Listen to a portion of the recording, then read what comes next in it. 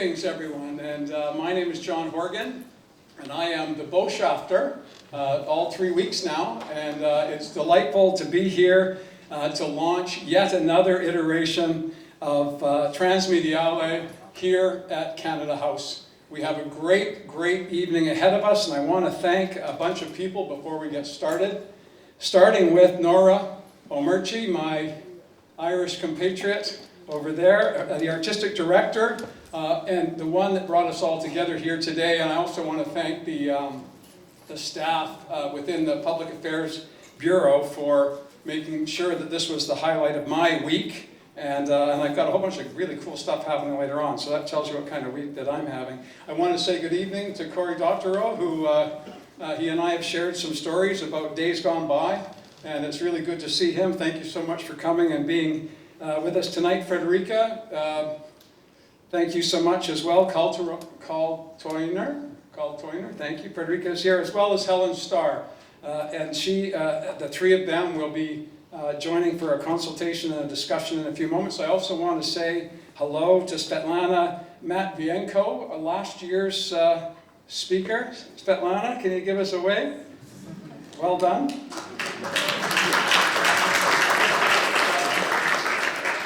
Nora on the spot, but she said that your presentation last year was the best presentation she's ever heard. Cory, no pressure, but away we go. And to the fans of Marshall McLuhan, I was an undergrad while Marshall McLuhan was still alive, and that's some 45 years ago.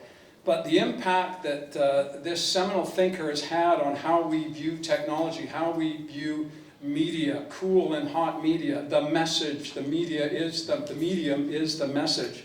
These are ideas and perspectives that still endure to this day, even though the internet as we understand it had not been contemplated in the minds of the developers who have made it what it is today. And I'm hopeful that Cory will be able to give us some directions on where we go and how we recapture the importance and the value of being able to communicate so fast in so many ways using our own intelligence rather than artificial intelligence. But I'm demonstrating a bias there, and I'm hopeful that that will come up in the conversation as we go ahead. But this year's lecture is coming up starting in 2008. The Canadian Embassy has partnered with the festival to ensure that we take advantage of this lovely facility and also to highlight Canadians, Canadian thought, and how we can take advantage of the opportunities of bringing people together. The diversity in the room, the diversity on the planet can be bridged by the technologies that we have available to us today. So here in the Canada room, we'll be viewing the presentations. Cory will be giving the lecture about his expectations, his views, his perspectives. Of course, he's an extraordinary communicator. His books and his co-edited blog, Boing Boing, I have not yet tuned in, but Cory, I can assure you that I will be doing that as the evening goes on. Not in the middle, but at the evening it comes to an end. But these are topical subjects that we're going to be discussing this evening, and you're going to be provoked. And that provocation will lead to more thought and more critical inquiry. And that was the essence of who McLuhan was.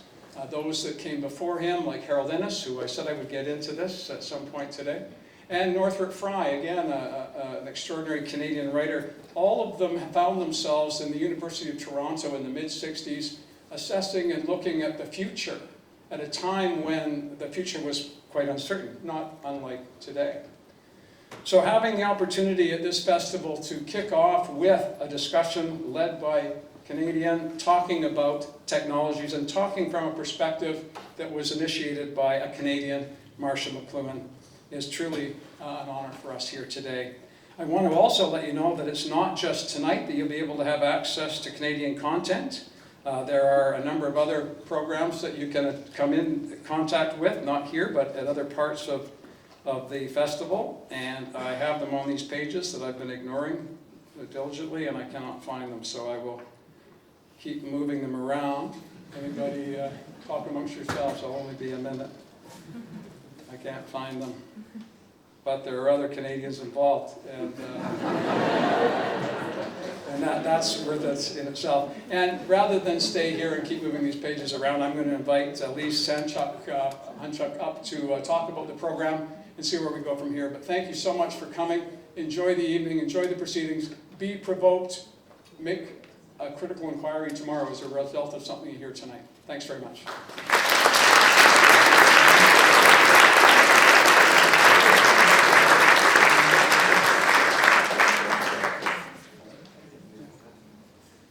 Good evening. Thank you all for joining us. I'm Elise. I'm one of the curators of the festival that you'll be hopefully attending over the next few days, along with Yasmin in the front row. Give a little wave. So we're very happy to be here this evening at the Embassy of Canada for this year's Marshall McLuhan Lecture. As mentioned already, since 2008, this lecture has been a focus of cooperation between Transmediale and the Embassy of Canada here in Berlin. Each year, we select a Canadian cultural figure whose work broadens Marshall McLuhan's ideas of media and technology. Before introducing this year's speakers and respondents, I'd like to begin by thanking the Embassy of Canada and the entire team for hosting us tonight and for their support of our ongoing partnership. Thank you.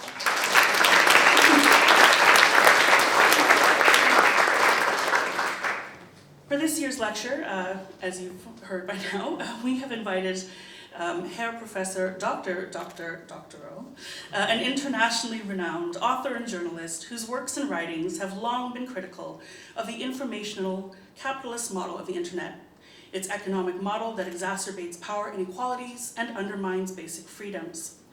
In his talk tonight, Cory will talk through his term enshittification, or platform decay, a seemingly inevitable consequence and pattern that arises from the combination of how a platform allocates value and its very nature as a two-sided market. At a time when a fundamental reimagining of the logic by which we organize information and network people is more urgent than ever, his lecture tonight reminds us that an alternative internet and its realization will come with challenges and will require the articulation of a varied set of grievances under a common cause. It will require the nurturing of a sense of solidarity among multiple yet distinct collectives. His respondent tonight is Frederike Kaltheuner, whose work has focused on the intersection of emerging technology, ethics, and rights. She was previously Director for Technology and Human Rights at Human Rights Watch, Special Advisor for the Vice President of the European Commission, as well as the inaugural Director of the European AI Fund, a philanthropic initiative to strengthen civil society in Europe. In her conversation with Cory, she will draw out key aspects of his lecture that unpack the processes by which the internet has been consolidated under the control of a small set of corporations. Their conversation tonight is moderated by Helen Starr, an Afro-Carib Trinidadian world building commissioner, fantastic description, whose practice focuses on the protocols of Indigenous AI. We look forward to hearing all three in conversation together, and please join me in welcoming Cory, Frederike, and Helen to Transmediale.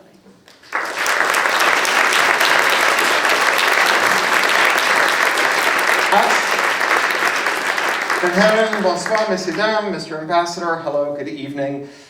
I have to say, hearing Herr Professor Dr. Doctorow, that was my dream come true. I actually went to Innis College at the University of Toronto and dropped out. I went to the University of Waterloo, where I studied under Harold Innis's daughter and Innis Dag, and dropped out. I also dropped out of York University and Michigan State. I never got an undergraduate degree, but now I hold 2 doctorates. And the only reason I wanted them is someone once told me that once you have 2 doctorates, the Germans will call you Doctor Doctor. So here we are, dream come true.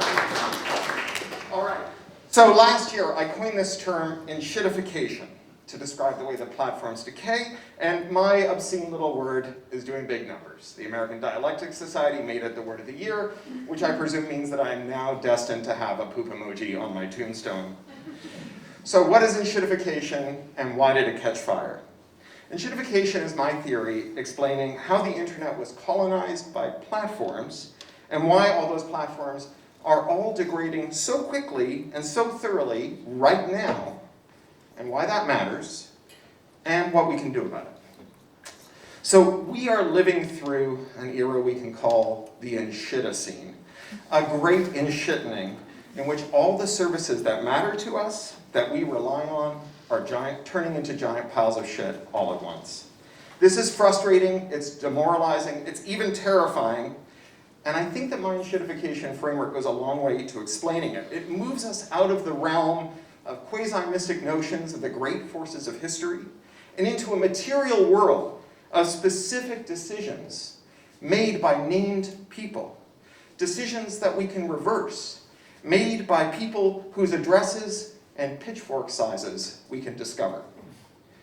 Enshittification names the problem and proposes a solution. It's not just a way of saying things are getting worse. Though, of course, it's fine with me if that's how you want to use it.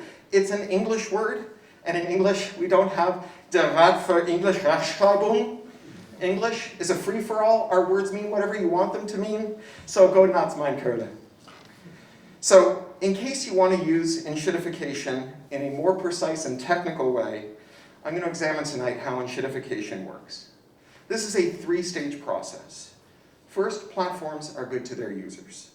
Then they abuse their users to allocate value to their business customers. Finally, they abuse those business customers to reallocate value to themselves, and then they die. So let's do a case study, and there is no better case study for enshittification than Facebook. Facebook is a company that was literally founded to non-consensually rate the fuckability of Harvard undergraduates, and it got worse after that. When Facebook started, it was only open to US college kids. You needed a .edu address. But in 2006, all that changed. They opened up to the general public. And it told all of those users out there, hey, I know you're using MySpace, but MySpace is owned by Rupert Murdoch. And he's an evil, crapulent, senescent Australian billionaire who spies on you with every hour that God sends. Come to Facebook.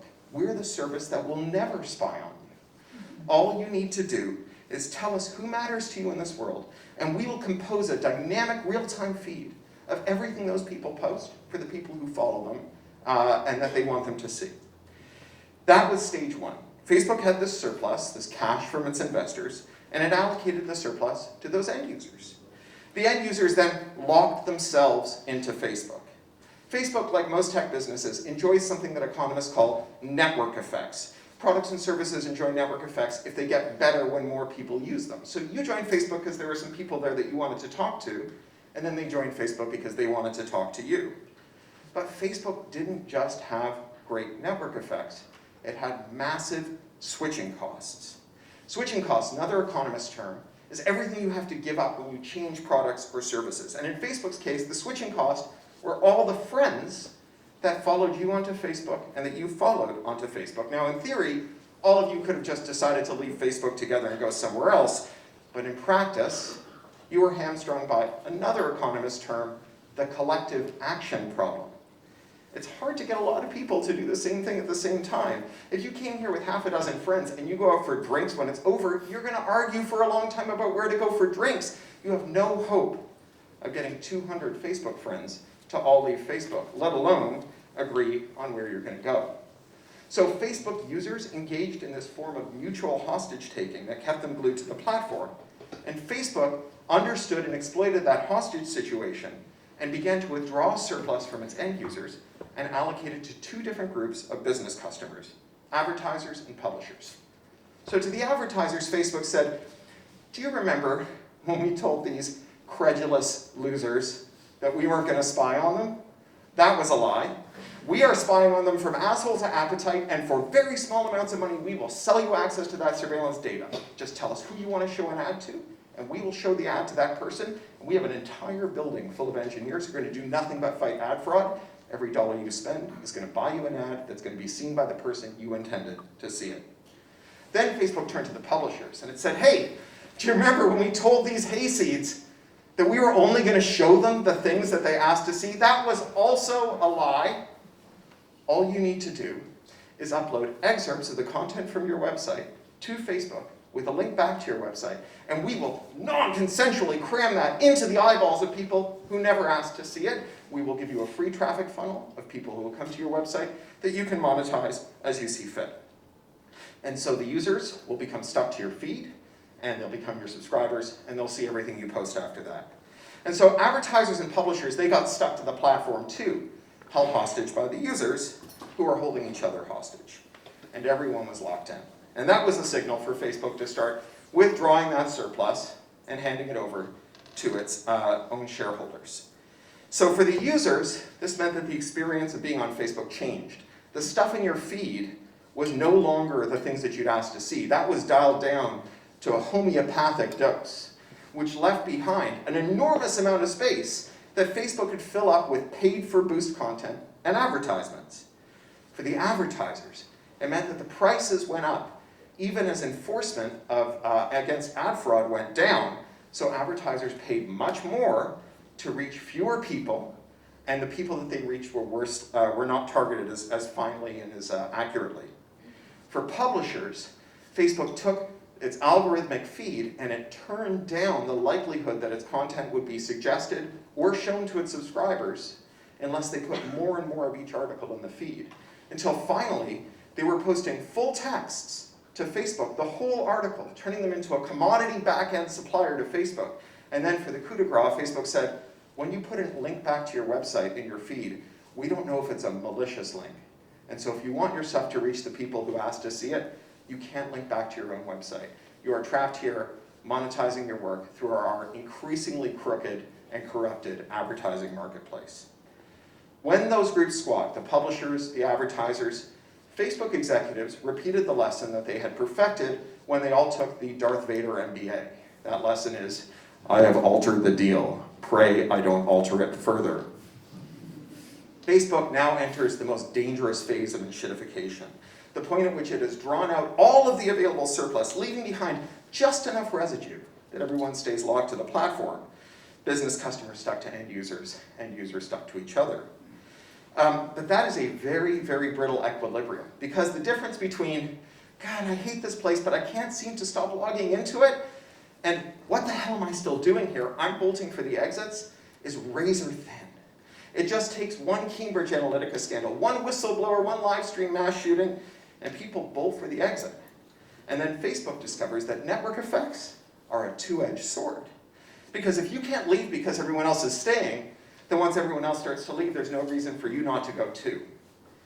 And that is terminal enshittification, the phase where the platform becomes a giant pile of shit. And that phase triggers something that you and I would call panic, but in Silicon Valley they have a technical term for it, they call it pivoting. And Facebook's pivot was, we've changed our mind, the future isn't arguing with your racist uncle in a text forum, it's me converting all of you to legless, sexless, heavily surveilled, low-polygon cartoon characters in a virtual world called the metaverse that we stole from a 25-year-old cyberpunk novel. Now that is the process of enshittification. If enshittification were a disease, we call it the disease's natural history. But it doesn't tell you how the enshittification works, nor does it tell you why everything is enshittifying right now. And without those details, we can't know what to do about enshittification. So let's talk about what led to the enshitticene. What is it about this moment that led to the great enshittening? Was it the end of the zero interest rate policy? Was it a change in the leaders at those tech giants? Did Mercury go into retrograde? I think it's none of the above. First of all, the period of free money certainly led to tech companies having a lot of surplus to toss around, but Facebook started its enshittification journey long before the zero interest rate policy ended, and so did Amazon, Microsoft, and Google. And while it's true that some of those big tech companies have had high-profile changes in leadership, Google's enshittification actually got worse when its founders came back to oversee its AI panic, which of course they call its AI pivot. And it cannot be Mercury in retrograde, because I'm a Cancer. And as everybody knows, Cancers don't believe in astrology. When a whole bunch of independent entities all start to change in the same way at the same time, that is a sign that the environment that they operate in has changed. And that's what happens at tech.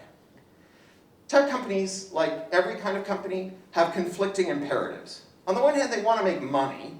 On the other, making money involves hiring people and motivating them, and also making products that people want to buy. And the more value a company permits its employees and customers to carve off, the less value it has to give to its shareholders. The equilibrium in which companies produce things that we like in an honorable way at a fair price is one in which charging more or worsening quality or harming workers costs more than the company would make by cheating. Now, there are 4 forces that discipline companies and prevent them from cheating. They serve as constraints on the initiatificatory impulses of their executive teams. The first force is competition. Companies that fear that you are going to take your business elsewhere are cautious about worsening quality and raising prices. The second force is regulation. Companies that fear that a regulator will fine them more than they stand to make from cheating are less likely to cheat. Those 2 forces affect all industries, of course, but the other 2 forces are tech-specific, and they act on the tech companies in particular. So the third force is self-help. Computers are extremely flexible, and so are the digital products and services that we build out of them, because the only computer that we know how to make, the only computer that computer science can build for you, is the Turing-complete universal von Neumann machine. The computer that can run every program that we know how to write. Every valid program can run on every computer. And that means that a user can always hypothetically avail themselves of a program to undo the anti-features that a company has introduced in order to inshitify its products. Think here of a hypothetical. You're at a boardroom table, and someone says, hey, I've calculated that if we make our ads 20% more obnoxious, we can raise our revenue by 2%. In a digital world, someone else at that table might say, yes, but if we do that, 20% of our users are going to install an ad blocker.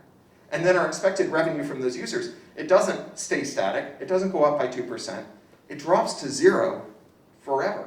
We never make another dime from those users. And that means that digital companies are always constrained by the fear that their initiatificatory impulses will trigger a counter impulse in the user to Google, how do I disinchitify this? Now, the fourth factor that weighs on tech is workers. Tech workers do have a very low union density, but that doesn't mean that tech workers don't have worker power. The historic talent shortage in the tech sector means that workers have historically enjoyed a lot of leverage over their employers. Workers who disagreed with their bosses could always quit and walk across the street and get a better job somewhere else. And they knew it and their bosses knew it. Now, ironically, this made tech workers more exploitable in certain ways. Tech workers overwhelmingly viewed themselves as founders in waiting, entrepreneurs temporarily drawing a salary, heroic figures of the tech mission, which is why that nonsense that we got from the big tech companies, Google saying don't be evil, Facebook saying make the world more open and connected, mattered, because they instilled a sense of mission in those workers. The librarian theorist Favorisent Ettar, she calls this vocational awe, but you might know it by the more vulgar term that Elon Musk uses, being extremely hardcore. Tech workers had a lot of bargaining power, but they never flexed it when their bosses demanded that they sacrifice their health, their families, or their sleep to meet some arbitrary deadline. So long as the bosses were transforming their workplaces into whimsical campuses with gyms and gourmet cafeterias and laundry services and massages and egg freezing, workers could tell themselves that they were being pampered rather than being made to work like government mules. For bosses, there is a downside to motivating your workers by appealing to their sense of mission, namely, that they will feel a sense of mission.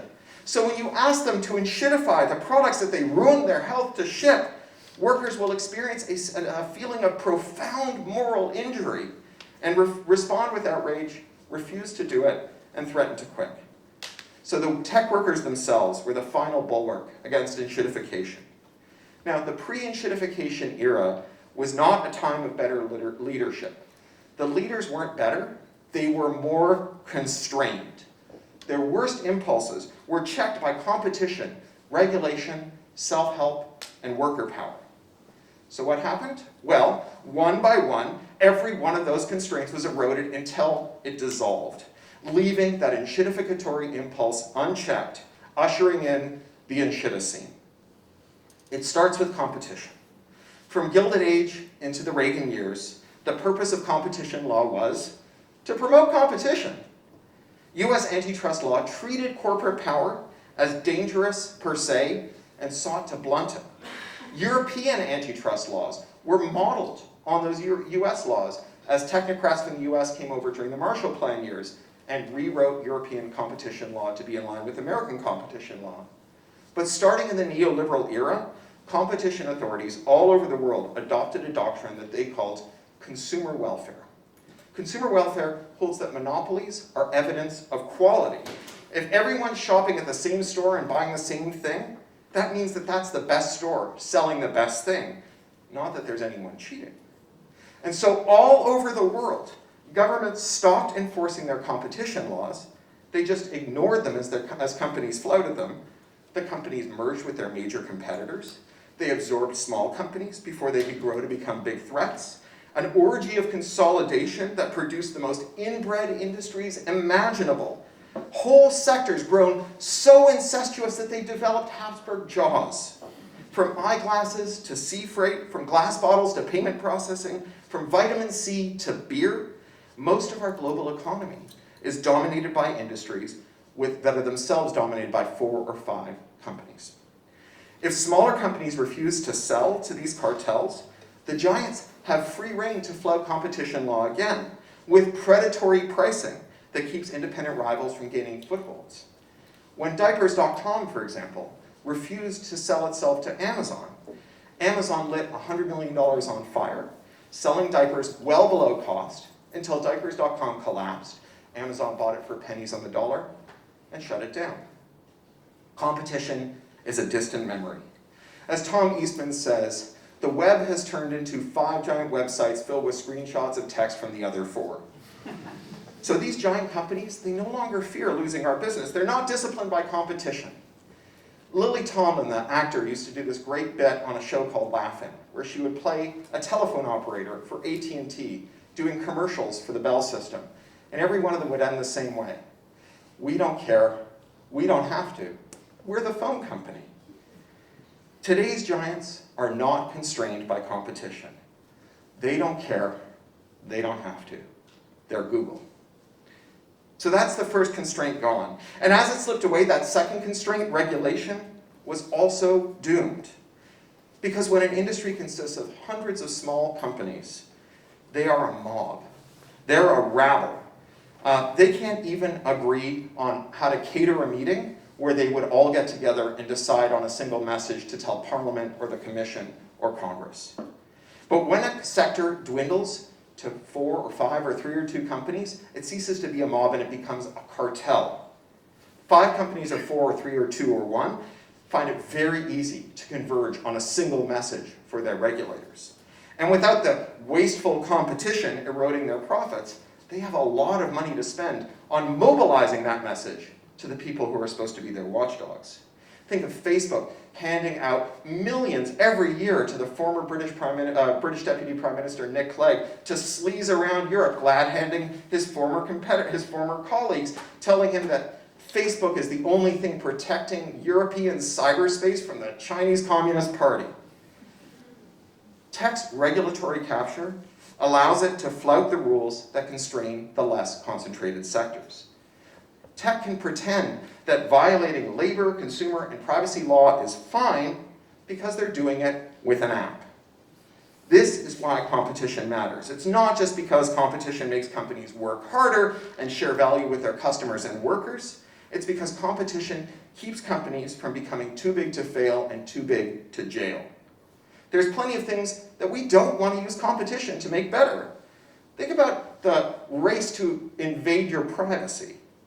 After Europe passed the GDPR, the landmark privacy law, there was this mass extinction event for European ad tech companies. Those companies disappeared en masse, and frankly, that's fine, because those companies were even more reckless and more invasive than the American big tech companies because they had so much less to lose. We don't want competition to see which ad tech company can be best at invading your privacy. We don't want to produce increasing efficiencies in violating your human rights. But still, Google and Facebook, who pretend that they're called Alphabet and Meta, have been unscathed by European privacy law. And that's not because they don't violate the GDPR. They violate the GDPR. It's because they pretend that they're headquartered in Ireland. one of the European Union's most notorious crime havens. And Ireland competes with other European crime havens, like Malta, Luxembourg, Cyprus, sometimes the Netherlands, to see which country can offer the most hospitable environment for corporate criminals. Because any company that can fly a flag of convenience to avoid paying tax can fly someone else's flag of convenience if their host country decides to start enforcing other laws.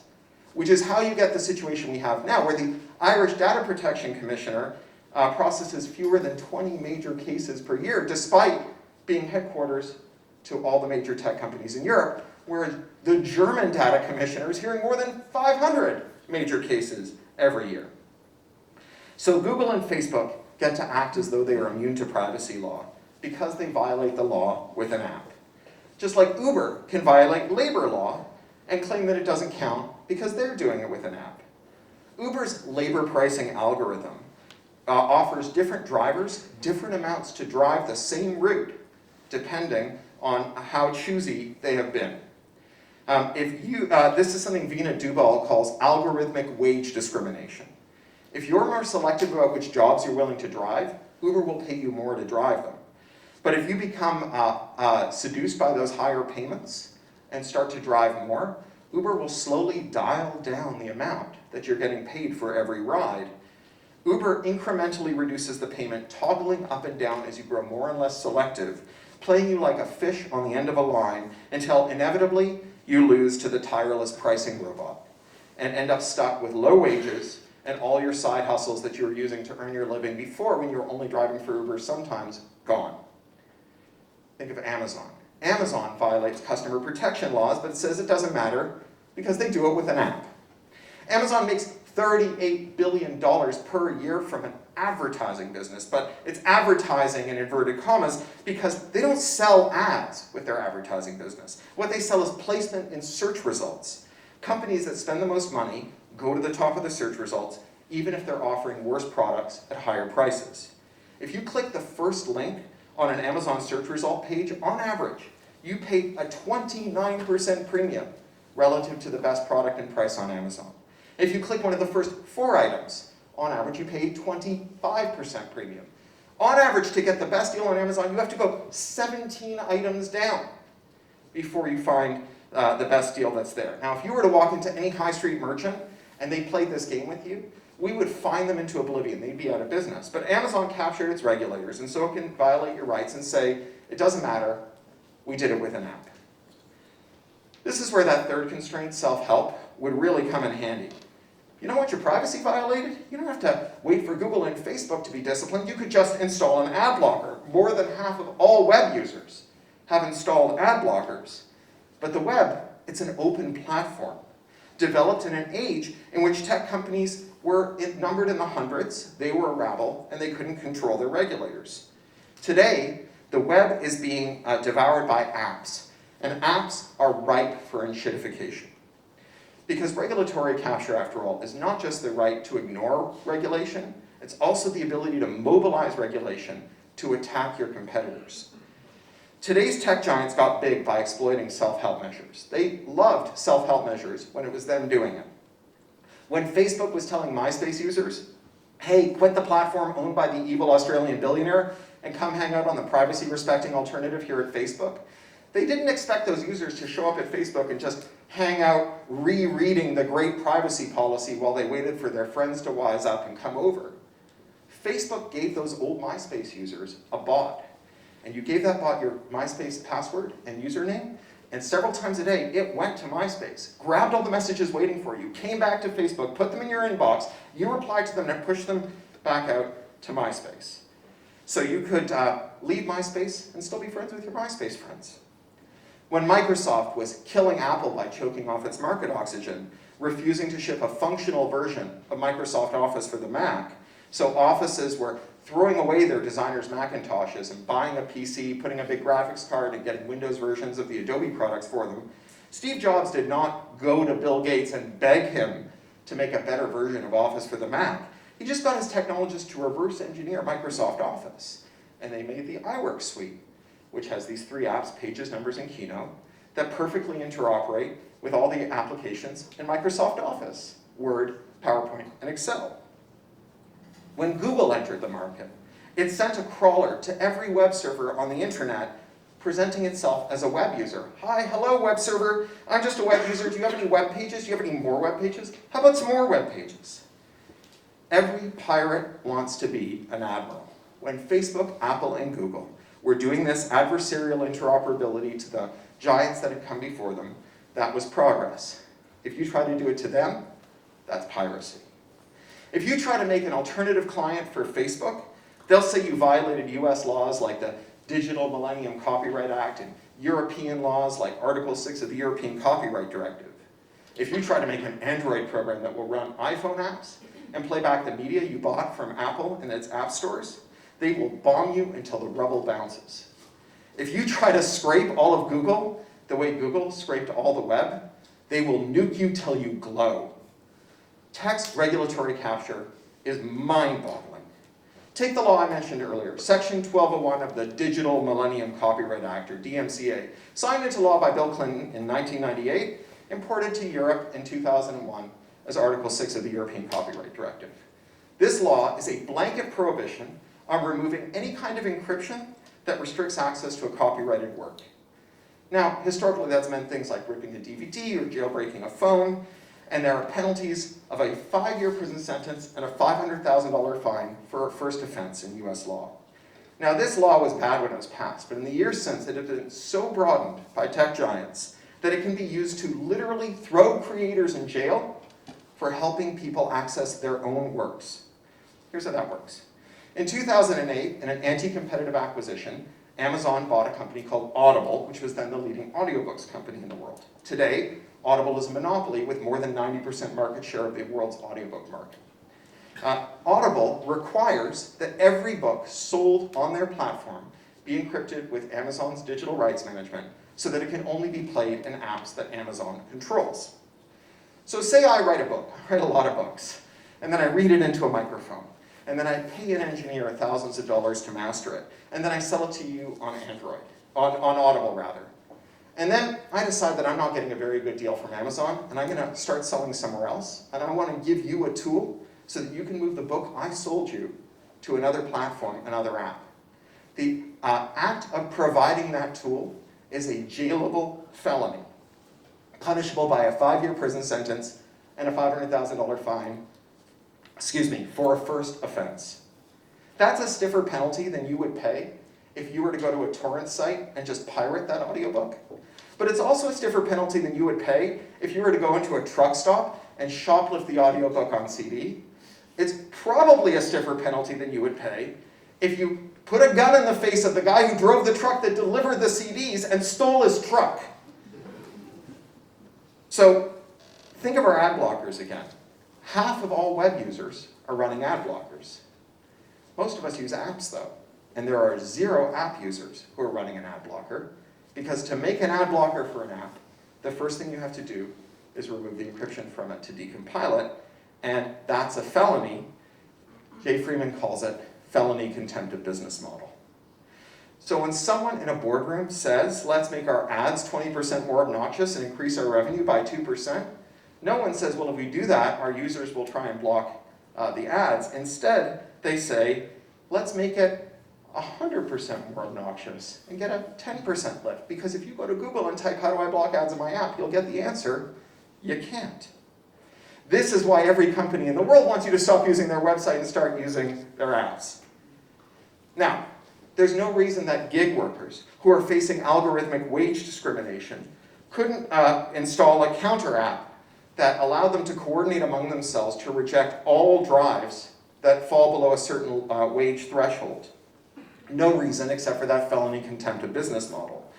The threat that the toolsmiths who built that tool for them could go broke or land in prison or both for violating Section 1201 of the Digital Millennium Copyright Act, the Computer Fraud and Abuse Act, trademark, copyright, patent, contract, trade secrecy, non-disclosure, or non-compete. The whole ball of wax that we call IP law. In this context, IP is just a euphemism for any law that I can mobilize to allow me to exert control beyond the 4 walls of my business and control how my competitors, my critics, and my customers report themselves. An app is just a euphemism for any web page wrapped in enough of that IP that you can go to jail for installing an ad blocker on it. We don't care. We don't have to. We're the phone company. So what about that fourth constraint? What about workers? For decades, tech workers' high degrees of bargaining power and vocational awe put a ceiling on enshittification. Even after the tech sector shrank to a handful of giants, even after they captured their regulators so that they could violate our rights with impunity, even after they created felony contempt of business model and extinguished self-help for tech users, they were still constrained by those workers' sense of vocational awe and the moral injury they felt in the face of enshittification. Now, you may remember that at one point, tech workers dreamed of working for a big dumb company for 2 or 3 years before striking out on their own and founding a company that knocked over that old company and outcompeted it. But that dream shrank, and it became, go work for a big dumb tech company for 3 years, then do a pretend startup that gets acqui-hired by the company you used to work for as the most inefficient, bizarre way to get a promotion and a bonus you can imagine. But that dream shrank even further. Go work for a big company, get a job for life, they'll give you free kombucha, and every Wednesday you get a massage. Then that dream shrunk even further. It's over now. All that's left is work for the tech company until they fire your ass. Like last year when 12,000 Googlers were fired just months after the company did a stock buyback that would have paid their wages for the next 27 years. Workers are no longer a check on their boss's impulses. Today, the response to, I refuse to make this product worse, is turn in your badge and don't let the door hit you in the ass on the way out. Okay, this is a little depressing. It's a lot depressing. But hear me out. We have identified the disease. We have traced its natural history. We've identified its underlying mechanism of action. So now it's time to work on a cure. There are 4 constraints that prevent enshittification. There's competition, regulation, self-help, and labor. To reverse enshittification and guard against its reemergence, we have to restore and strengthen each of those. On the front of competition, it's actually looking pretty good. In the EU, in the UK, the US, Canada, Australia, Japan, and China, they're all doing more on competition than they have in 2 generations. They're blocking mergers. They're unwinding existing mergers. They're taking action on predatory pricing and other sleazy tactics. Remember, in the US and Europe at least, we have good competition law in the books, we just haven't been enforcing it. So all we need is a change in enforcement regimes, not any new law. Now, the enshittifiers are not taking this lying down. The business press can't stop talking about how stupid and old-fashioned all this stuff is. They call people like me hipster antitrust. And they hate any regulator who does their job. Like Lena Khan, the brilliant once-in-a-generation head of the US Federal Trade Commission, who's done more on antitrust law in 3 years than all of her predecessors combined in the last 40. Rupert Murdoch's Wall Street Journal has run 80 editorials smearing Lena Khan, insisting that she is an ineffectual ideologue who can't get anything done. Sure, Rupert, that's why you wrote 80 editorials about her, because she can't get anything done. Even Canada is stepping up on competition. Canada, home of the evil billionaire, from Ted Rogers, who owns all of our telecommunications, to Galen Weston, who owns all of our grocery stores, to the Irving family, who own the entire province of New Brunswick. Even Canada is doing something about this. Last autumn, Trudeau's government announced that finally, decades after every civilized land on earth had finally done this, Canada was going to get an abuse of dominance standard in its competition law. I mean, wow. I guess when Galen Weston engaged in a criminal conspiracy to fix the price of bread, the most Les Mis-ass conspiracy you could possibly do as an evil billionaire, it finally got someone's attention, eh? Competition has a long way to go, but all over the world, competition law is seeing a massive revitalization. Sure, Ronald Reagan and Margaret Thatcher put antitrust law in a coma in the 1980s, but it is awake, it's back, and it's pissed. So what about regulation? How will we get tech companies to stop doing that one weird trick of adding with an app to their crimes and escaping enforcement? Well, here in the EU, they're starting to figure it out. This year, the Digital Markets Act and the Digital Services Act go into effect. And they let people who get screwed by tech companies go straight to the federal European court, bypassing the toothless watchdogs in Europe's many corporate crime havens. And in America, there's some move to finally get a digital privacy law. You people probably have no idea how backwards American privacy law is. The last time the US Congress passed a broadly applicable privacy law was in 1988. The Video Privacy Protection Act makes it a crime for video store clerks to share your rental history with the press. It was passed after a right-wing judge who was up for a Supreme Court seat had his rentals published in a DC newspaper.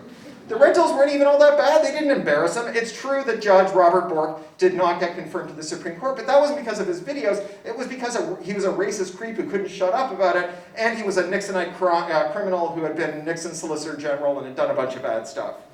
But Congress got the idea that their video rental histories might end up in the newspaper, and they freaked out and passed the VPPA, and that was the last time America got a big national privacy law. 1988. It's been a minute. And the thing is, there are a lot of people who are angry about stuff that has some nexus with America's piss-poor privacy environment. If you're worried that Facebook made Grampy into a QAnon, or that Insta made your kid anorexic, or that TikTok is brainwashing millennials into quoting Osama bin Laden, or if you're worried that the cops are rolling up the identities of everyone at a Black Lives Matter demonstration or the January 6 riots by getting that data from Google, or that red state attorneys general are following teenagers to out-of-state abortion clinics, or that black people are being discriminated against by online lending or hiring platforms, or that someone is making gruesome AI deepfake pornography of you, then you want a privacy law. Having a federal privacy law with a private right of action, meaning that individuals would be empowered to sue even if a government enforcer wouldn't take up their case, will go a long way to rectifying all of those problems, which means that the coalition for that law is so large as to be unstoppable once it coheres. So what about self-help? When do we get back interoperability? Well, that's a lot further away, I'm afraid. It's true that the DMA will force interoperability standards on some of the big tech companies. You're going to be able to leave Facebook Messenger and still send it messages with iMessage and back and forth if you'd like. You'll be able to quit Facebook and go to Mastodon and send messages to the people who you left behind on Facebook. But if what the tech companies and the government agree to isn't enough for you, if you want to reverse engineer one of those apps and make it do something better for you at the expense of the company that made it, Europe has nothing for you in the DMA or the DSA. This is an area ripe for improvement, and I think it may be, given the direction of travel, that the US might be the first ones to open that up, which would certainly be on brand, right? For the EU to say, we have come up with the conduct that the tech companies must agree to, and for America to say, we've just decided we're not going to let you use the courts to stop other companies from doing stuff to you that you don't like. My big hope here is that Stein's law will take hold. That's a law from finance that says anything that can't go on forever will eventually stop. Letting companies decide how their customers must use their products is simply too tempting an invitation to mischief. HP has an entire building full of engineers thinking of new ways to lock your printer to its official ink cartridges, forcing you to spend $10,000 a gallon to print your boarding cards and shopping lists. It's offensive. And the only people who don't agree are the people running the monopolies in all the other industries, like the medtech monopolists who are locking their insulin pumps to their continuous glucose monitors in the hopes of turning people with diabetes into walking inkjet printers. Now finally, there's labor. Here in Europe, there's a much higher union density than there is in the US, which American tech barons keep learning the hard way. There is nothing more satisfying in the daily news than the latest salvo by the Nordic unions against the Tesla guy. I have to say, Musk is the most Edison-ass Tesla guy we could have asked for. But even in the USA, there is a massive surge in tech union organizing. Tech workers are realizing that they aren't founders in waiting. The days of free massages and facial piercings and getting to wear black t-shirts to work that say things that your boss doesn't understand, they're coming to an end. In Seattle, Amazon's tech workers walked out with Amazon's warehouse workers because they're all workers. And the only reason those tech workers aren't monitored by AI that notifies their bosses if they visit the toilet during working hours is their rapidly dwindling bargaining power. the way things are going, Amazon programmers are also going to be peeing in a bottle next to their desk. You know, for a guy who built a penis-shaped rocket, Jeff Bezos really hates our kidneys. We are seeing bold, global, muscular action on competition, regulation, and labor, with self-help bringing up the rear. It's not a moment too soon, because the bad news is, enshittification is coming to every industry. If your product has a network computer in it, the people who made it can run the Darth Vader MBA playbook on it. They can change the rules from moment to moment, violate your rights, and say, it doesn't matter, we did it with an app. From Mercedes renting you the accelerator pedal in your car by the month, to the Internet of Things dishwashers that lock you into proprietary dish soap, enshittification is metastasizing into every corner of our lives. Software is not something that eats the world. Software is something that enshittifies the world. But there's a bright side to all of this, because if everyone is threatened by enshittification, then everyone has a stake in dis-enshittification. Just as with privacy law in the United States, the potential anti-enshittification coalition is massive, unstoppable. Now, the cynics among you might be skeptical that any of this is going to make a difference. After all, isn't enshittification just a dirty word for capitalism? It's not. Look, I'm not going to cape for capitalism here. I am no true believer in markets as the most efficient allocators of resources and arbiters of policy. If there was ever any doubt of this, capitalism's total failure to grapple with the urgent climate emergency surely erases it. But the capitalism of 20 years ago made a space for a wild and woolly internet, a space where people with disfavored views could find each other, offer mutual aid, and organize. And the capitalism of today has produced a global digital ghost mall, filled with bot shit, crap gadgets from companies with consonant-heavy brand names, and cryptocurrency scams. The internet is not more important than the climate emergency. It's not more important than gender justice, or racial justice, or inequality, or genocide. But the internet is the terrain on which we're going to fight those fights. Without a free, fair, and open internet, that fight is lost before it's joined. We can reverse the enshittification of the internet. We can halt the creeping enshittification of every digital device. We can build a better enshittification-resistant digital nervous system, one that is fit to coordinate the mass movements that we will need to fight fascism and genocide and save our planet and our species. Martin Luther King once said, "It may be true that the law can't make a man love me, but it can stop him from lynching me," and I think that's important. And it may be true that the law can't force corporate sociopaths in the boardroom to conceive of you as a human being entitled to dignity and fair treatment, and not just an ambulatory wallet, a source of gut bacteria for an immortal colony organism called a limited liability corporation. But it can make that executive fear you enough to treat you fairly and afford you dignity, even if he doesn't think you deserve it. I think that's important. Thank you.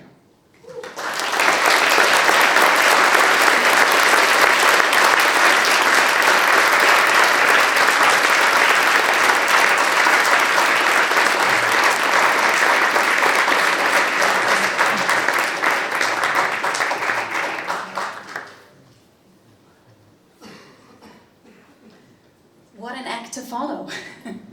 No, thank you so much for having me. As a long-time reader of, unlike the ambassador, of Cory's blog, it's such a pleasure to meet you and to listen to your thoughts. My role here today, for the next 15 minutes, is to situate Cory's talk in the current political context. So what does the, as Cory calls it, enshittification of everything? Why does it so profoundly matter in this political moment? So how should we characterize the current political moment? I don't say this lightly, but I think it's fair to say that we don't just live in complex times, but we also live in fairly dangerous times. Let me just mention two aspects here. I think the first one is the rise in populism and far-right politics. Just a few weeks ago, we learned that far-right groups in this country have a very concrete plan for the mass deportation of millions of citizens. we've seen a shocking rise in anti-Semitism, anti-Muslim racism, and the deplatforming of Palestinian voices. At the same time, global inequality is rising for the very first time in decades. Today, 252 men have more wealth combined than all 1 billion women and girls in Africa, Latin America, and the Caribbean. And I haven't even mentioned the climate crisis and the growing number of wars that we're all entangled in. So what does technology have to do with the current political moment? It would be overly simplistic and frankly wrong to identify technology as the root cause of this complex crisis of crises. Just as it would be equally wrong to suggest that technology will save us, it will definitely not save us. At the same time, however, no analysis of the current political moment would be complete without mentioning technology. So let's look at growing populism and far-right extremism. Again, just to be crystal clear, the root cause here is not disinformation or technology. But a handful of private tech companies essentially run the infrastructure of our global public sphere.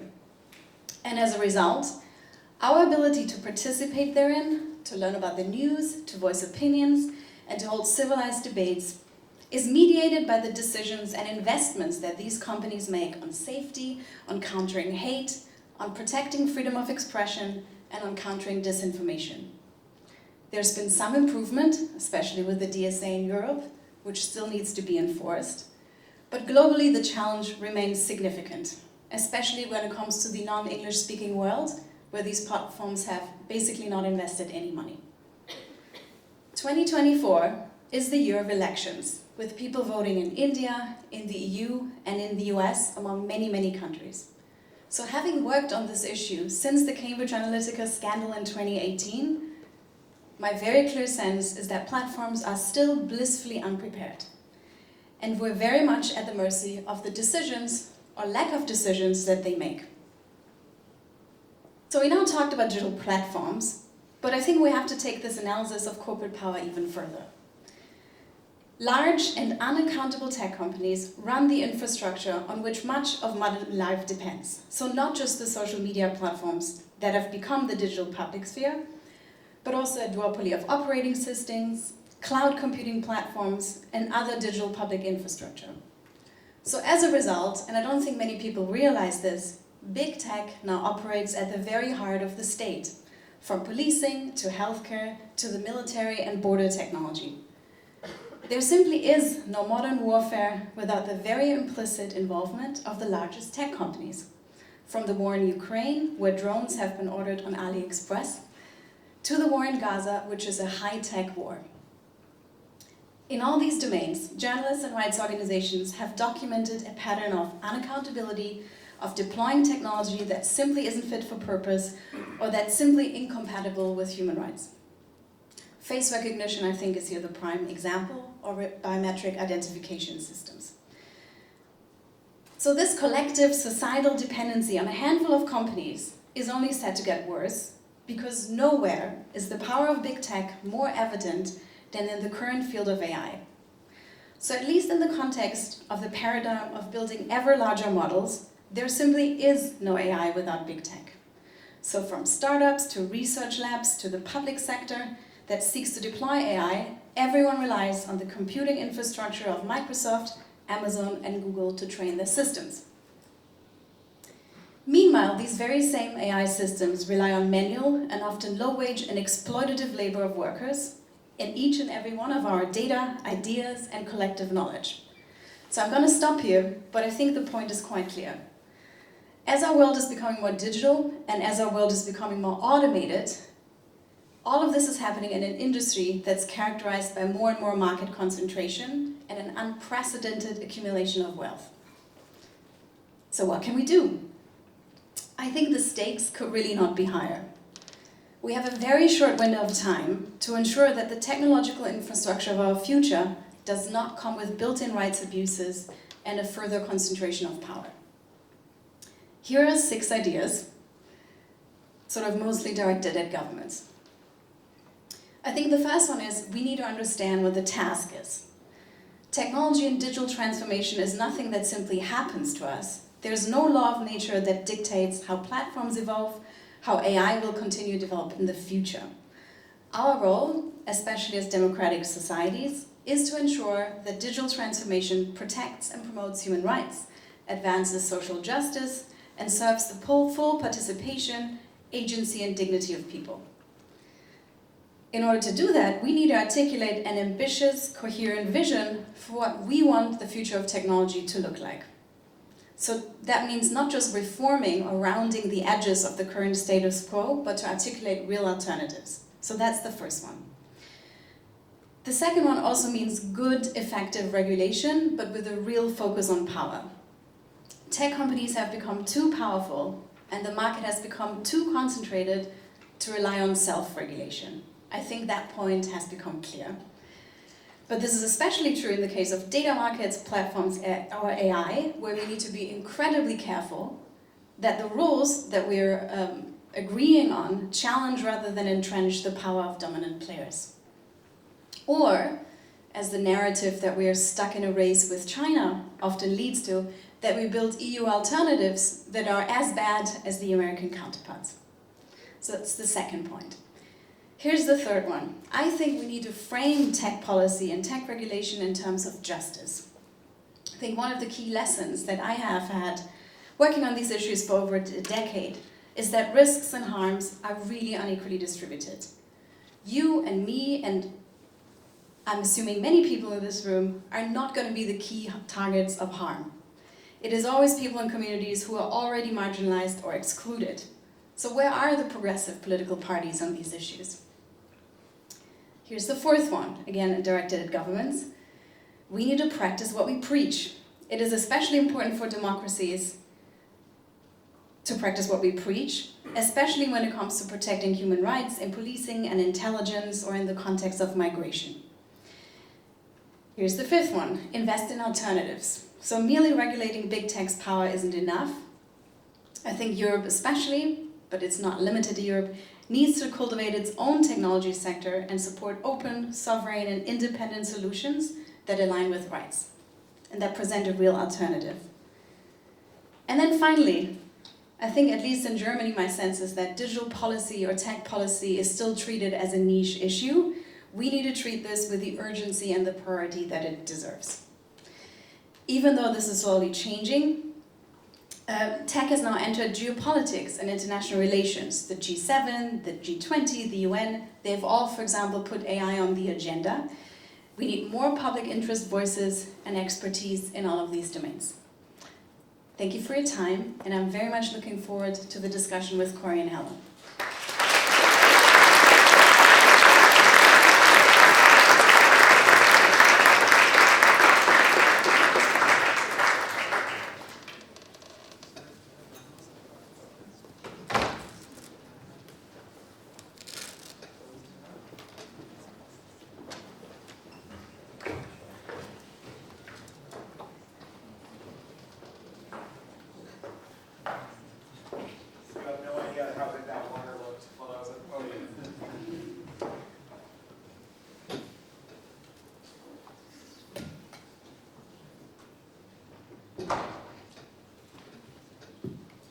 Test.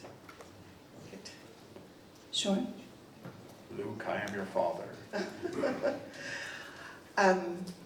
Hello everyone, and welcome today. My name is Helen Starr. You've heard from our two amazing panelists, and I'd just like us to take a few seconds of silence, which I know I need, from these both very insightful and deeply complicated discussions. So if we could just take a few seconds.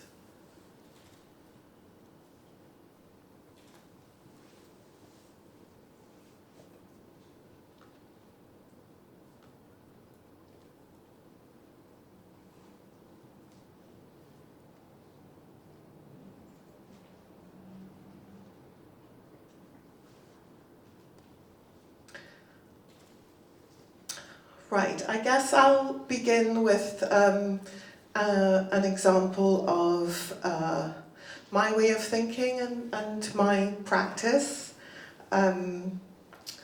which aligns with a lot of what was said today. So I work with artists, I work with marginalized artists mainly, and I commission and produce artworks which use AI technologies, so virtual reality, augmented reality, technologies such as interactive storytelling, so thinking about platforms like Itch. I work with a lot of these guys who are quite amazing because they pull from foundational software like CSS and HTML and allow someone like me who works with very little resources to actually produce content of the quality that's shown in major museums and art galleries. One of the ways that I work is if I think of a topic, then I'll commission an artwork to that allows us to think deeply about that particular topic. So thank you to Cory, because now I know what I'm going to have to do for the next probably 2025 actually. But I'd like to just talk about one of my projects which was around gender violence and was about a game called Red Dead Redemption, in which a non-playable character who was called the suffragette was targeted by a lot of YouTubers, and this meme erupted called Kill the Suffragette, and a particular player racked up 18 million views in one day based on his content on YouTube, which was about the many ways you could kill this simple AI within Red Dead Redemption. The public was enraged. The YouTube pulled his YouTube channel, and it all blew up into a discussion of around freedom of speech, freedom of choice, around the fact that this simple AI suffragette wasn't actually a living being, and it was ridiculous that people were getting outraged. It ended up on the BBC, and eventually YouTube returned the channel, where you can still go today and see how many ways you can kill this AI within Red Dead Redemption. So the interesting thing for me here is that when you play that game, you can't play it with the black characters in Red Dead Redemption. So you can't, you can lasso them, you can put them on a horse, the black avatars, but you can't kill them in the same way that you can kill the suffragette, because really famous example of a character who was lassoed and taken to a group of Ku Klux Klan members who were having a gathering within the game, and the black character was thrown at the non-playable characters, and the game breaks. So there were two games, there were two strands operating at the same time. There was one where players were playing with the black characters to see the different ways they could make the game break, which the developers had put in. It's wrong to, torture black avatars, but also the way that an older woman who was simply calling for equal rights could be killed. That was okay. So the project, and in the comments, one of the comments which had the most likes was a comment that said, why can't we do this in IRL? So that became the name of the project. Within the project, with the artist Megan Broadmeadow, we made a virtual reality game with Liverpool Magistrates Court and a amazing lawyer at Fact in Liverpool who's a lawyer in residence. And we decided, since no one could decide what was right or wrong, that we would take the avatar to court. We borrowed the building, we green screened, and we were able to actually use the data from the game to recreate our virtual reality experience. Thank you, Rockstar, for not being like Disney and allowing us to use your assets. And we made our own story, described it, had an exhibition where we invited our visitors to vote. Do you think this is right or wrong? Really proud to say 70% of our visitors voted it is wrong. And so on that note, I would like to begin the conversation around what would an actual map look like today if we want to actually corral the big internet company, corral the 162 people who earn more than the rest of the world. What would a map of that actually look like? What would we have to do? So in computer science, there's problems that are simple that you solve by mapping out the terrain and trying to enumerate all the possible ways of solving the problem and finding the best one.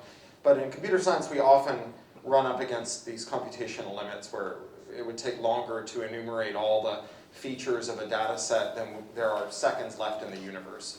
And when that happens, you don't try to build a plan that gets you from A to Z in the most efficient way. Instead, you come up with heuristics, rules of thumb for ascending a gradient towards the thing that you're trying to attain, for inch by inch in a stepwise way getting to something better. Sometimes this is called ant colony optimization, and it's modeled on the idea that an ant has got forward-facing eyes. It can't look up to know which way to go to get uphill, but it has all these legs, and so it can pull all of its legs at any moment and say, which of these feet is on the highest ground, and take a step in that direction. And now it's newly situated, and it can explore some new terrain that wasn't visible to it when it was further down the gradient. And so I don't think that we have a map. I don't think that there is a roadmap for getting from here to a better future, but I think there are rules of thumb for it. I think that, if we think about these four forces that discipline firms, for example, competition, regulation, labor, and self-help, there will be moments in the crises that are on our horizon, because if there's one thing the failure of 40 years of policy has given us, it's an absolute abundance of crises. There will be moments in which we can say, this is the kind of crisis where instead of doing the same thing we did last time, but harder, and hoping for a better outcome, we can do something different. The next time there's some ghastly moderation failure on Facebook, rather than saying, Mark Zuckerberg, you are bad at being the unelected social media czar of 4 billion people, you have to get better or we'll find a new unelected social media czar, we can say, why don't we just start abolishing the job of social media czar?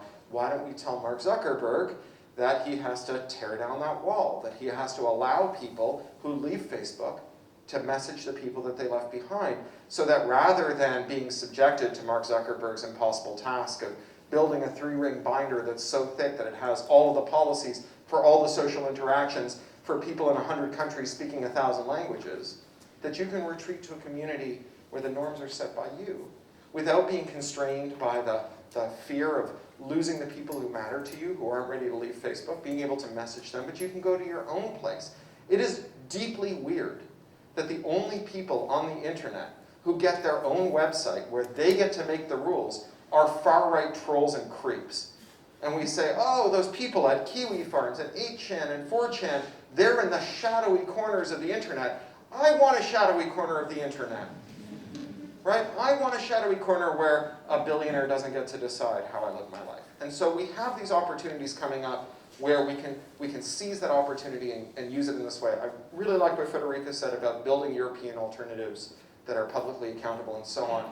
But building a European alternative that no one uses is of no use.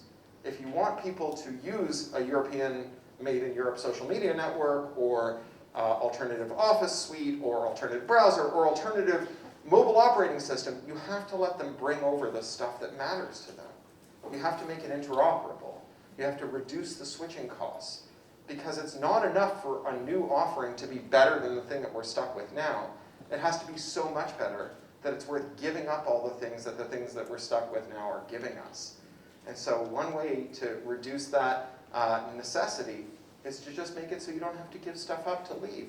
Let people take their data. Let people continue their relational transactions. Let people seize the means of computation and be in charge of their own shadowy corners.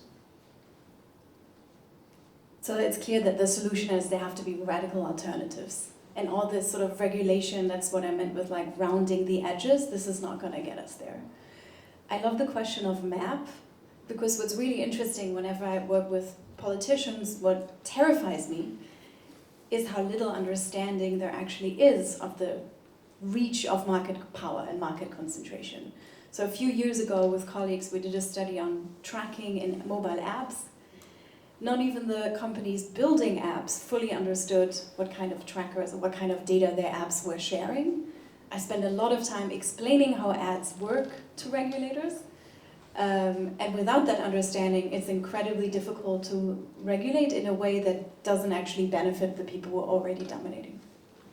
I mean, the answer to the problem of ad surveillance is really straightforward. We should ban surveillance advertising, right? The reality is that when the public is given the choice about whether they want to be spied on to get better ads, they say no, right? Apple gave people a box that you could tick to opt out of personalization of your Facebook ads, Facebook surveillance. 96% of Apple users clicked that box. The other 4% were confused or working for Facebook, right?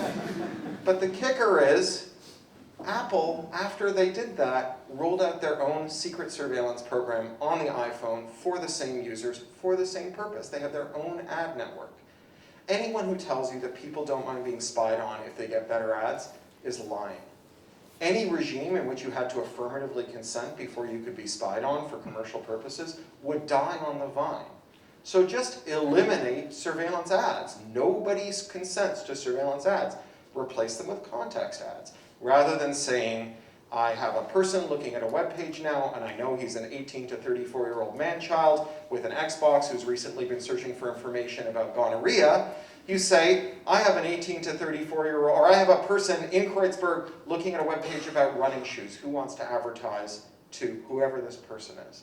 Those ads underperformed by about 5% relative to the surveillance ads, but the surveillance ad companies take 51 cents out of every advertising dollar, because they always know more about publishers' users than the publishers do. But the publishers will always know more about their content than the tech companies will. And so just ban surveillance advertising. It resolves all of these ecosystem problems. Just make it illegal. It should be illegal. So, arguably under the GDPR, it is illegal. So what I'm hearing from you, Cory, is this important concept of we need to own our own data. And if we own our own data, we can then say how it's used, right? You can't just take it and use it at will if we have full ownership of it. So I agree that people shouldn't be able to take our data, but I think own is the wrong verb here. You don't own your data in the same way that you don't own your kidneys, because it's not property. Right?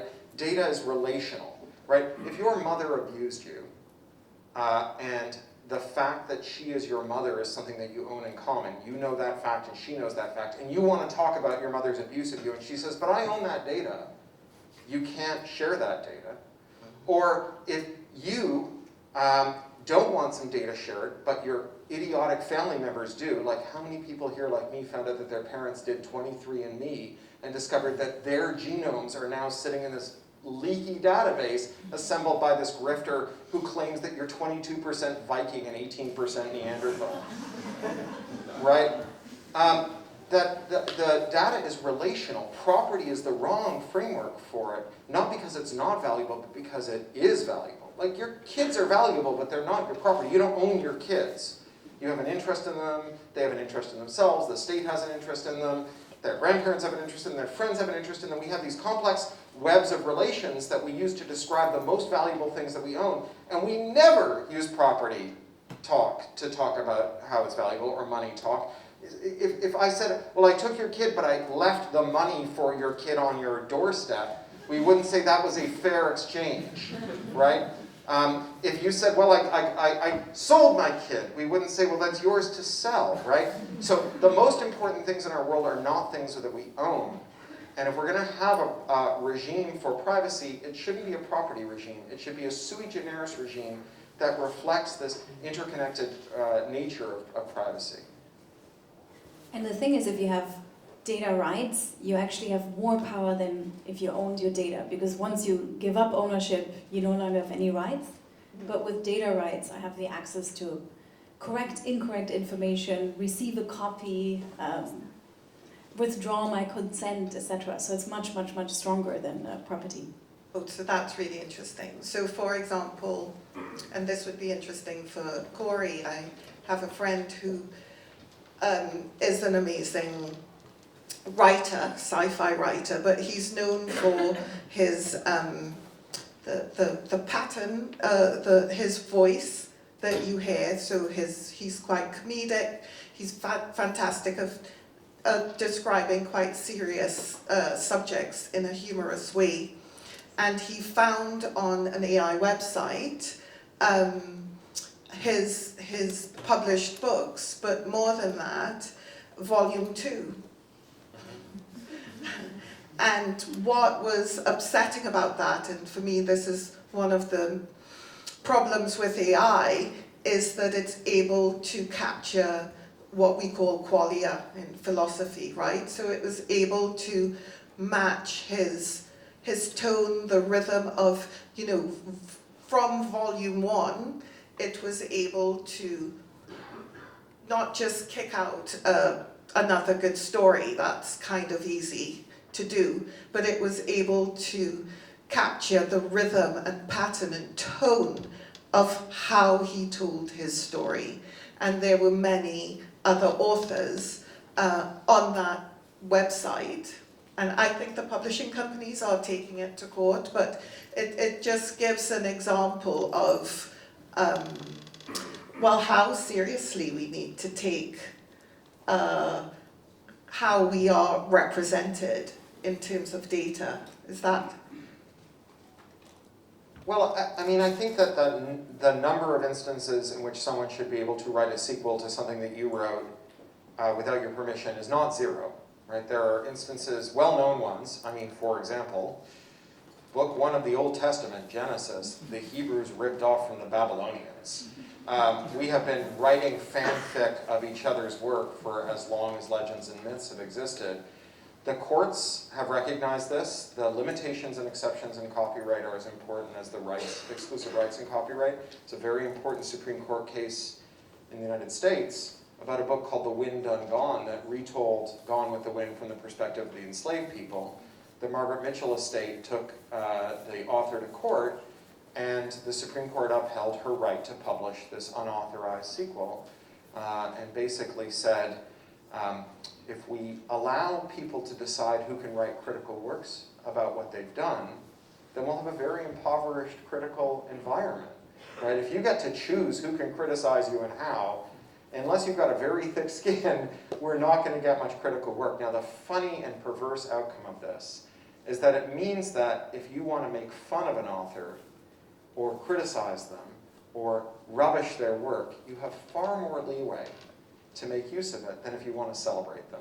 And this is the foundational crisis of fanfic right now, which is that the fanfic that is most loving and most intensely felt is the fanfic that is most legally jeopardized. I don't know exactly what we do about it, but I will say that the idea that it should never happen is just clearly wrong. It's ahistorical. It pays no attention to how literature works. There are contemporary examples coming up all the time.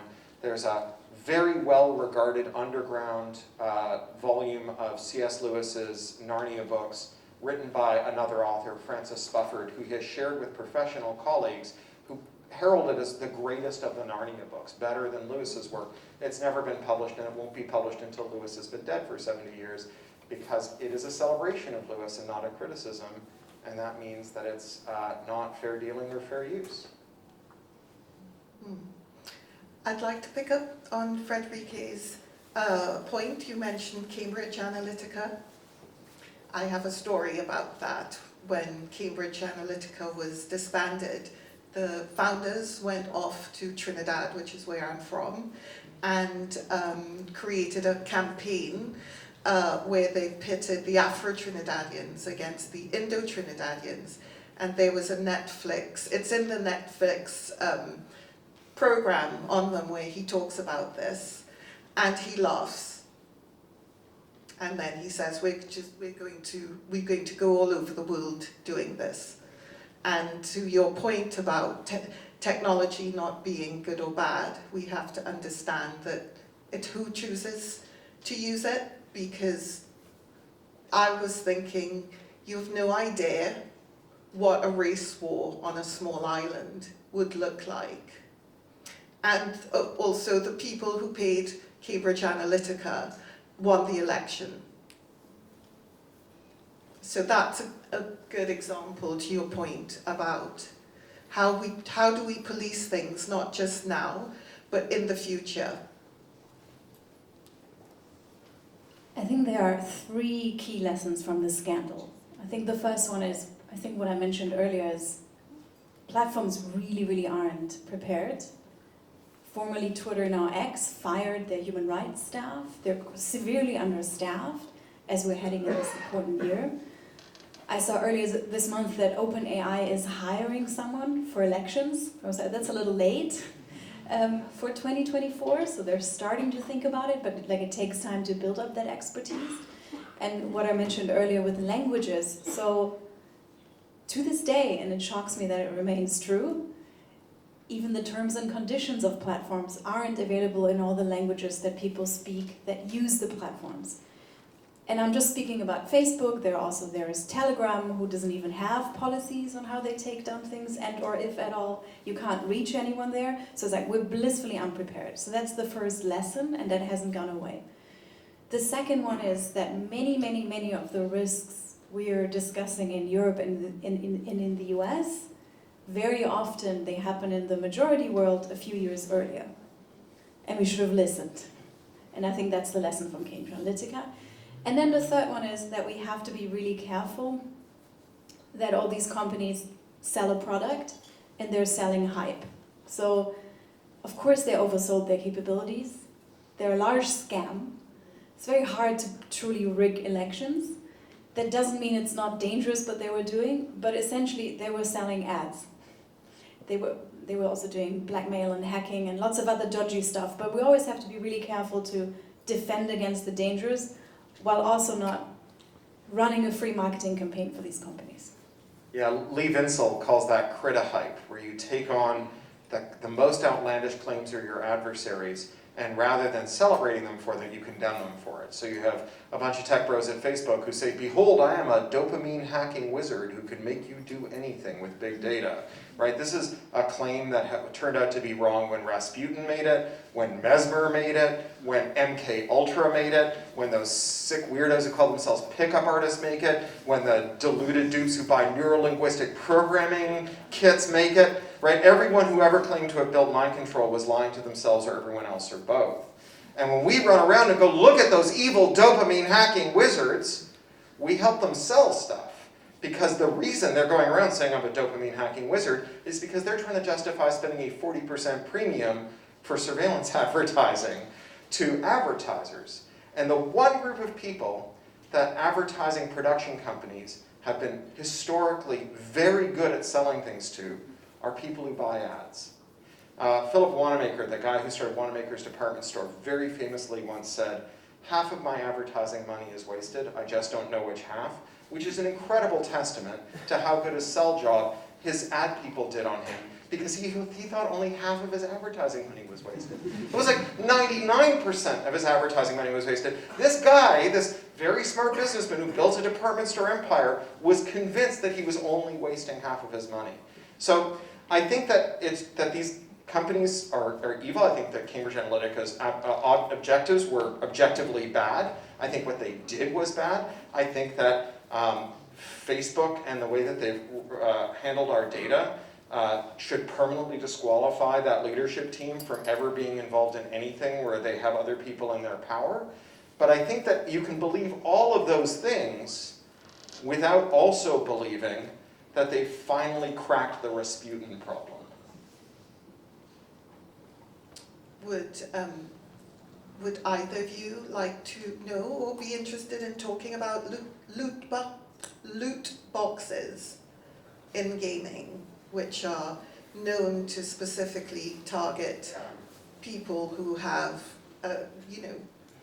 addiction? Yeah, it's obviously true that there are some people who struggle, like if you think of there being a sort of normal distribution curve, like a bell curve of vulnerability to stimulus. So most stimulus regresses to the mean, right?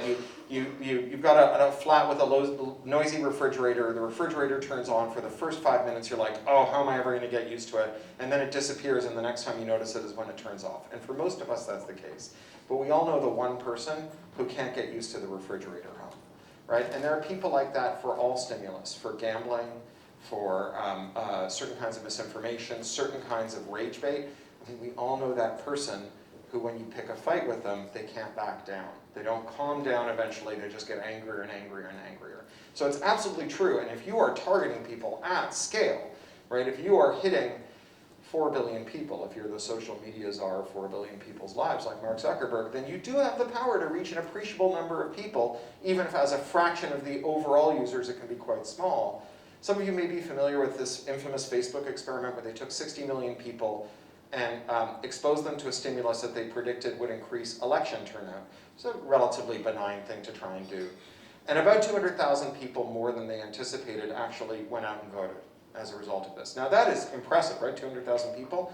It's also 0.4% effect size, right? A 0.4% effect size from the first time someone was exposed to a stimulus. And you would expect that on average, as people are exposed to a stimulus, it would become less effective, not more. The first time you saw €9.99, you didn't think 10 euros. Today, we all know €9.99 is 10 euros. You eventually develop calluses over the soft spots. And so while it's true that non-consensually performing psychological experiments on 60 million people is an objectively bad thing to do, the idea that Mark Zuckerberg has figured out how to win elections is, I think, oversold, and it is a gift to Facebook and to the contractors who want to sell services to politicians to campaign on Facebook. The Markup, the US media outlet, and Netzpolitik published a report last year on a data broker. Usually it's very hard to know how data brokers, what kind of segments they sell and how they target people. They found 650,000 segments online, and some of them were quite shocking. So there's one, people who are inexperienced credit card users, high alcohol consumption at home, were two of these that I remember, or just easily influenceable by ads. So the potential, even if the majority of us never click on ads, wouldn't be influenced by ads, the potential for harm and misuse is tremendous. Right. That doesn't mean it doesn't mean you shouldn't. But I'm sort of talking about, obviously, my interest is that it's always it's always the marginalized, right? So all these free games, as Cory said, it's a numbers game. You have 1 billion people playing a free game. Of that billion, only 2% are going to use the loot boxes, and they have the addictive personalities, and they will go broke using these loot boxes. But that's what all you care about, because 2% of 1 billion people is way more than enough money to let you run your entire scam, right? And that's where the problem becomes really complex, because on the one hand, the majority of the people are getting great pleasure out of gaming, right? They're loving it, they're loving the storytelling, everyone's happy. But it's the 1 or 2% who are getting addicted, and that's where, you know, sometimes democracy does fall apart. I just got my signal to say we can open for questions. So, person in the front, yes.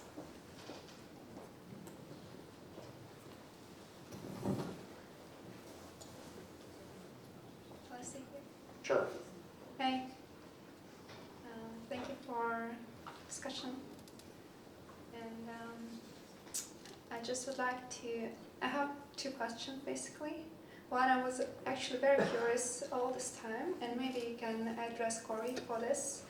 Why, in your opinion, in Europe, since the beginning of social media platforms, which is like how much, 20 years? No platform was developed in Europe. Like, why European community feels so comfortable in a way to just be okay to use the American products, which is fine, I mean, but in certain like dignity or like, you know, just feeling maybe pride for own products, because if we look around, you know, other, let's say, big, how to say, you know, the big hubs in Asia, like in China, they have their own platforms. So this has happened. And the second thing, I feel like it was not maybe discussed by you, but I'm sure you know. Do you know who is William Colby? Know who he is? The CIA director who Yes. oversaw the heroin campaign through Vietnam during the Vietnam War? Exactly. That's a weird reference, but sure, go with it. But it's, you see, I knew you knew. He was questioned by, I think, I don't know, like Congress, or it's like, it was Sure. quite a famous act that was still filmed. Little heroin here, a little heroin there, eventually things catch up to you. So yeah, and where he said that as of his knowledge, all media, and today we can say that social media is a media, all of them, to his knowledge, are of any importance, controlled by the CIA. Okay. So, I mean, I don't see any reasons why this would not be the truth today, but today, I don't know, it's not advised. So instead of saying that this is the Mark Zuckerberg, Yeah. I feel like, I mean, it would be more maybe honest to say that we don't know who Mark Zuckerberg is actually today. What is it behind this like logo, in a way, and also I was a little bit disturbed how this whole kind of point of the conversation was directed to us as receivers of certain like ads that we don't want to see and we want to block them, as if no one here is an entrepreneur. Like, because if you do anything and you want to do it the right way, not to be a great corporate, I don't know, you just want decent money, you don't want to be a billionaire, you just want to provide for your kids independently. So you set up a business that you want your local community to purchase from before it will be killed by, you know, by the corporation. And you need to promote. I actually want my beautiful advertisement to be seen by you, because this is also part of the game. I mean, I see what you promote to me, your lifestyle, your news, your personal news, your choices, like as a tastemaker, as your ideas about the world. So it's a fair exchange in a communication with people I don't know, because today social media connect people, and I want you to see my advertisement as well. I don't want you to block it, I'm sorry. Okay, I think we're ready to answer those. So let me take the last question first. Unless, did you want to start, Jessica? I can take the government one. Okay, on the question of ads, The idea that the additional fine-grained tuning that you get out of surveilling everyone in the world. So we're not talking about banning ads, we're talking about banning surveillance ads. We're talking about ads that are based on spying on everyone in the world to find the people who have the traits that you're seeking as an entrepreneur. The idea that that is a fair trade, I think, is wrong. I think that the small incremental drag on promoting services, look, I promote my books. I write novels. That is my living, right? People need to find out about my books. But we had advertising where people found out about books and firms and offerings and movies and all kinds of things through all of history. And it's only in the last 20 years that the way that we did that was by literally spying on every person in the world, everywhere they go, every conversation they have, everyone they know, every web page they visit, everything they buy, on the off chance that they're the person that is the right person to market your services to. And even if they are, right? So even if there's someone out there who's like, I am so glad I got the targeted ad for a Cory Doctorow book. There are 7,999,999,999 people I spied on who didn't feel good about that in order for me to reach that one user. And it's not proportionate. So I think that we can have ways of promoting our work, but that the surveillance mechanism is not a good one. And moreover, historically, the non-surveilling advertising industry had an intermediary sector, so the brokers who placed the ads and made the ads, that accounted for 15% of the sector. The surveillance advertising business, the intermediaries account for 51% of the sector. And so yeah, you might be able to find 3 incremental extra customers by knowing when they went to the toilet, but the revenue you get from those users has to be offset against the massive sum of money being creamed off by monopolists who sit in the middle doing all the spying. And I think that there will be some small losses and some small gains when we eliminate surveillance advertising. I don't think it's the end of marketing services to people who want to find out about them. And I think that it's the right trade-off to make.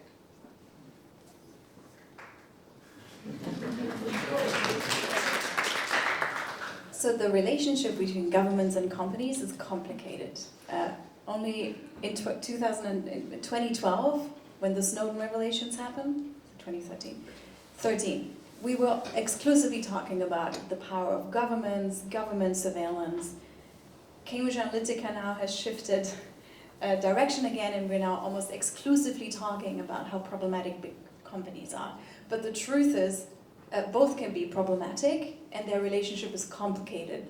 So one example is sometimes even evil billionaire tech companies can be really powerful allies against government surveillance, because they have the power to push back against governments who want to have access to data. That doesn't justify their existence, and they should still be broken up, but I'm just sort of like to explain what the dynamic is.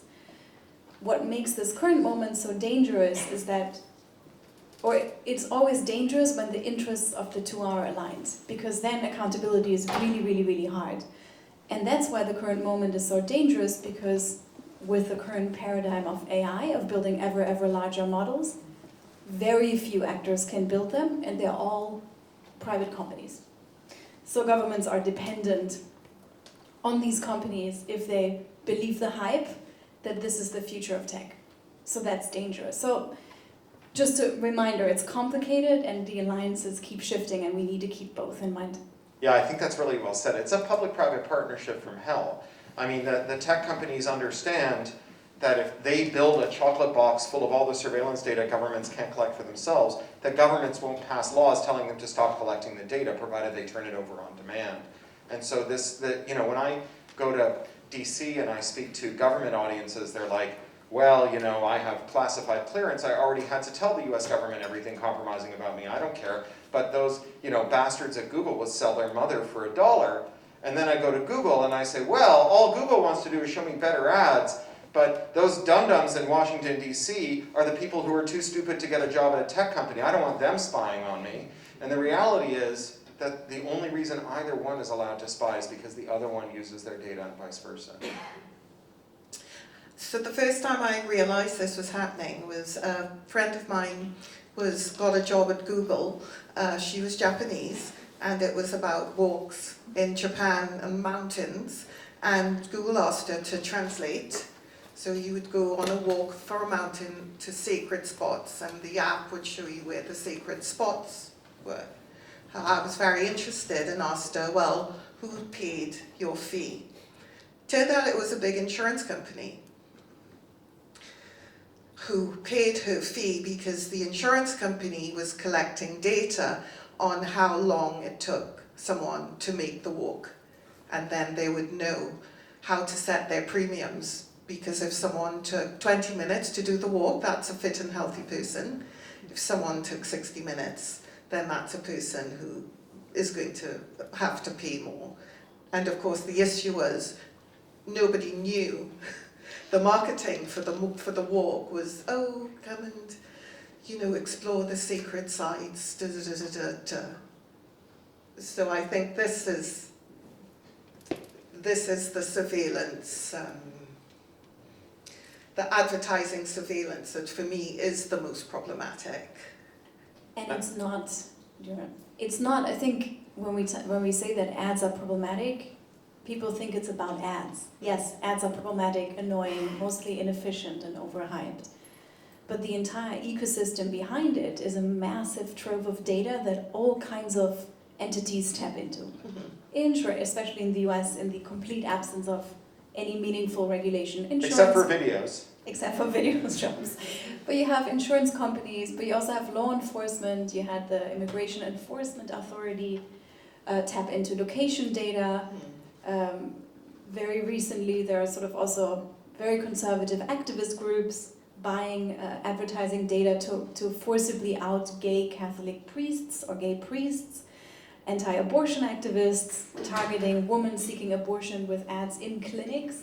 So this is not about ads. This is an ecosystem that, if it's under-regulated, can be tapped into and exploited by anyone. Yeah. And on the subject of the CIA owning all the press, I think that there's two things that we need to keep in mind about spooks. So the first is that they lie to us all the time. That is kind of goes with the job. Look at the Snowden revelations. They are fountains of bullshit about what they're doing, how many attacks they've stopped, how many, you know, how effective they are, how many spies they've outed. When you hear the kind of spy versus spy Cold War stuff, it's just all these absolute weirdos kidding themselves and kidding everyone else about what they're doing. But the other thing that you have to remember is they lie to themselves, just like tech bros do. They are convinced, they're the people who are most convinced that spies are really good at their jobs are spies. And so Colby might have really, remember, convicted heroin trafficker William Colby might have really believed that his bosses controlled all the media in the world. He is not a reliable witness on what his bosses can do, because he is exactly the sort of person who might overweight this. I worked for Alan Rusbridger at The Guardian during the Snowden revelations. I would be awfully surprised, to put it very mildly, if the CIA was running The Guardian while we were publishing the Snowden documents. That would have been a very weird flex for them. We have 10 more minutes. I'd like to take 2 questions. Lady in the front. Oh, I'm sorry. Yes, I'm sorry. Maybe someone from the back? First off, thank you all. You're all brilliant, and it's a pleasure to listen to you. And it was all very thought-provoking. There's just one thing that I would like your thought on, that I don't completely agree with what you said, because Cory, you mentioned that when the Apple users could choose if they want to be surveyed for targeted ads or not, they choose not. But I don't think that's proof that they actually don't want to be surveyed. I think that if they would stop using Apple after they found out that they were actually being surveyed, that would be a proof that they don't want to be surveyed. Because I think that most people really don't care. When I talk to people from different social bubbles, a lot of them it's like our data are everywhere. I don't care. Like, Facebook has it all anyway. What should I care? Like, why do I care? You know, it's just not there. So my question would be for all of you, or both of you, what do you think would need to happen for majority of people to really, really care. So this is this idea out of economics, revealed preferences, that what you do matters more than what you say. And so if you're still on Apple after you find out they're spying on you, then you don't care about being spied on. I think a more refined way of understanding that is if you're still on there when you find out they're spying on you, that your anger at being spied on is less than the estimated cost to you of giving up everything and switching platforms, especially in a duopoly where there's nowhere else to go.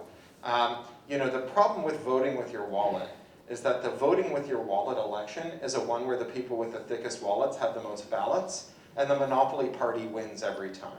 And so I think that the fact that that the argument is that people, if they knew they were being spied on and had a choice, they would say, no, don't spy on me.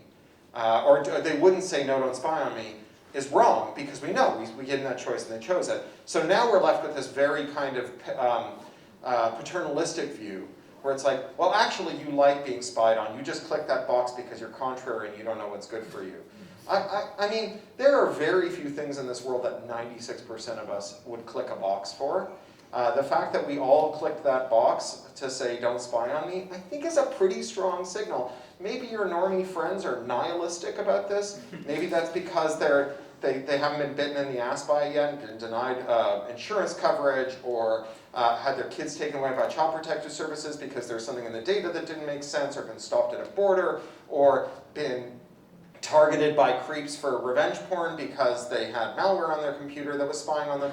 I think that in the same way that they say a conservative is a liberal who's been mugged, I think a privacy advocate is often someone who has woken up one day to figure out just how harmful all this data collection can be.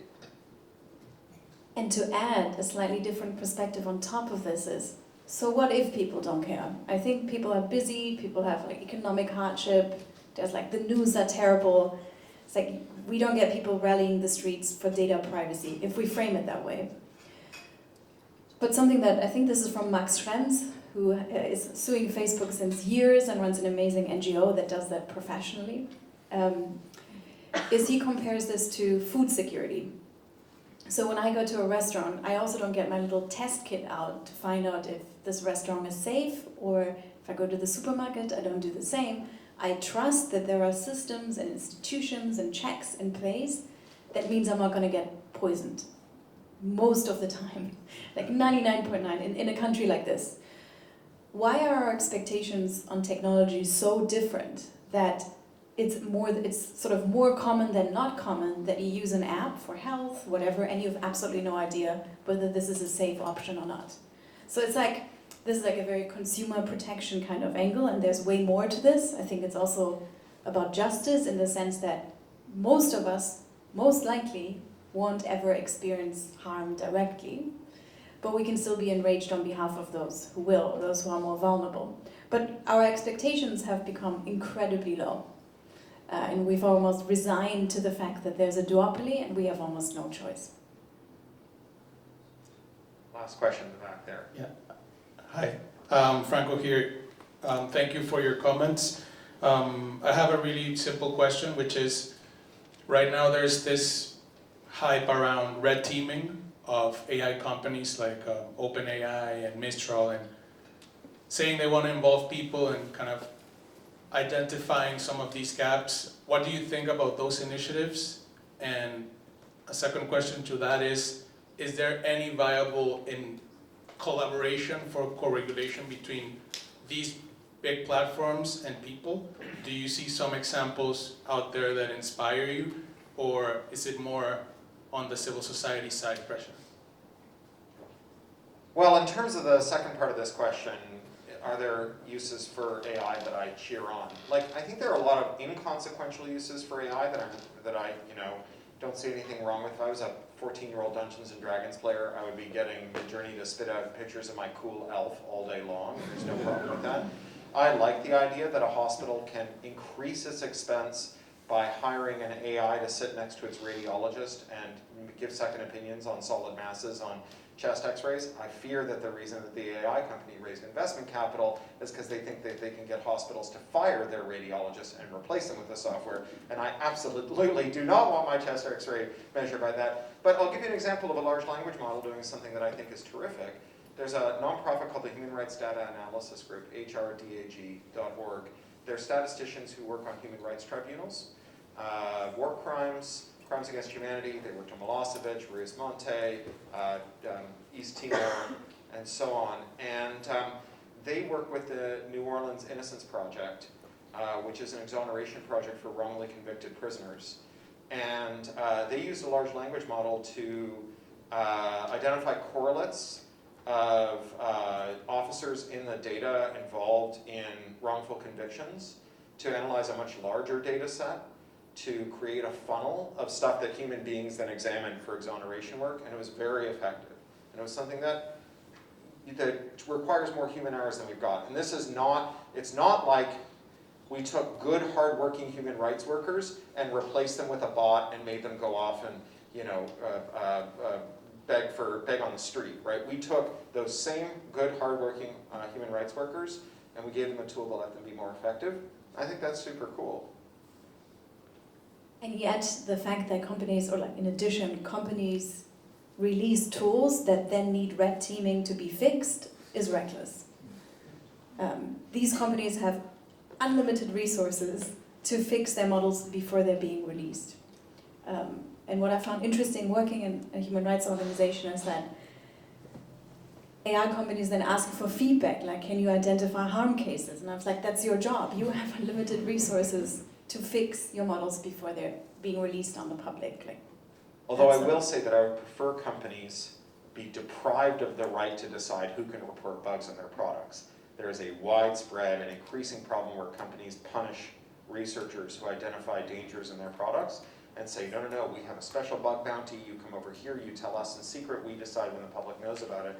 So at CCC this year, we had the Polish hackers who discovered that the trains in Poland had been infected with malicious software by the manufacturer that attempted to determine whether you had someone other than the manufacturer service the train, and if they had, it bricked the train. And the company threatened to sue the researchers for telling the Polish public, who paid for these goddamn trains, that the manufacturers had sabotaged them. So I would, you're right, that companies should be making their products fit for service, but I also think that red teaming of products post-release is really important, and that we need robust protections for security researchers who disclose vulnerabilities in products that we are trusting, so that we know whether or not we can trust them. Right. Well, I say cheers to that. We have to wrap up now, but I always like to leave panels with hope. I can tell you about one of my dear friends who left Google screaming, one of these super smart kids that Google took at 13. And she has made it her mission. She's now an extraordinary AI engineer, and she decided to put her mind to working on an algorithm which tells you exactly how much metal is needed for the same amount of tensile strength. Because this solves multiple problems. You can now make, with this sort of AI, you can engineer airplanes which are as strong as the ones we currently use, but maybe weigh 30% less. These are the sorts of problems where ethical AI programmers are working on and are working towards the bigger goal, which is not money, but making a better world for us all. So it's been a wild ride learning about Cory's work and it being expanded on with Frederike. I'd like to give both guests a massive round of applause.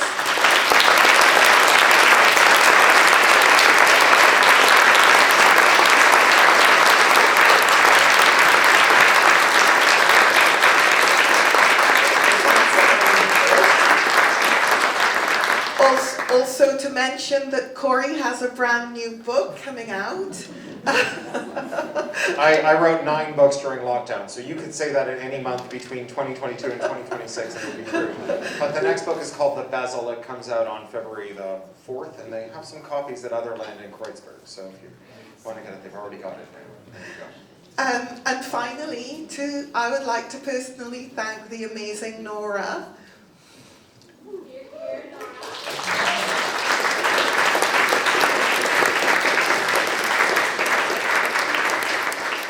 And her wonderful team for putting together such an amazing and deeply thoughtful festival, having the courage to have us talk about things that we often don't want to hear and talk about. And yes, I've never heard the word shit so many times in one line.